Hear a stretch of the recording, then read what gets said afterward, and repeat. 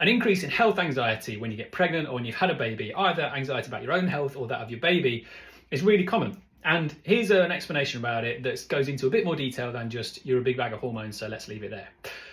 Here we go. So this is how we understand any anxiety in terms of why might you suddenly become more anxious about stuff, or why do you worry about some things but not others, or why does one person worry and another person doesn't? So let's start at the top. Likelihood and awfulness. So how likely is it and how bad is it going to be?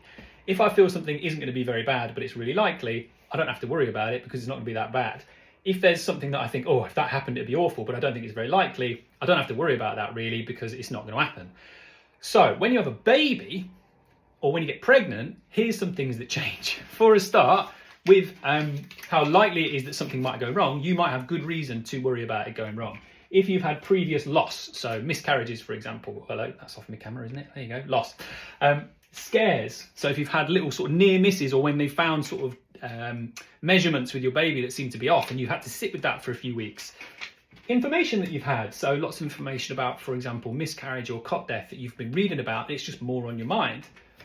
Or complications, so if you've had sort of diabetes during pregnancy or anything like that, that might make you just more likely to understand that things can go wrong. And that's in my mind, which makes me more likely to worry about it. A couple of other things about awfulness.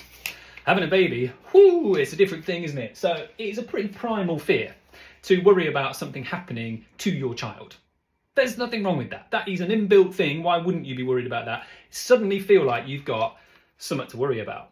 Previously, I only had to worry about myself and I only had to worry about my sort of possessions, and that was scary enough. Now, there's this thing that feels like the most precious thing I've ever experienced in my whole life.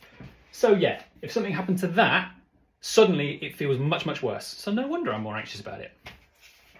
Support and coping. So if I feel something awful could happen, I feel it's likely, I might feel less anxious if I feel I'm going to have loads of support, or if I know that I'm going to be able to cope with it. But there's lots of reasons why during pregnancy or after having a baby, you might not feel that way. So if you're just very aware of how on your own you're going to be, so you're going to have to carry this thing, and then when your partner goes back to work, it's just going to be you, or you might have reason to feel, given what's happened with you and your partner, for example, why you might feel like you're going to be totally on your own with it. So I don't feel like I'm going to have support.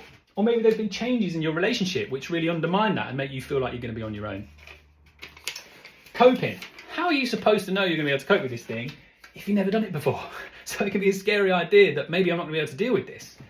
And there's no manual. No matter how many people you speak to, you can't find a one sort of size fits all thing, and that can be very scary. So I wonder sometimes it's a bit scary.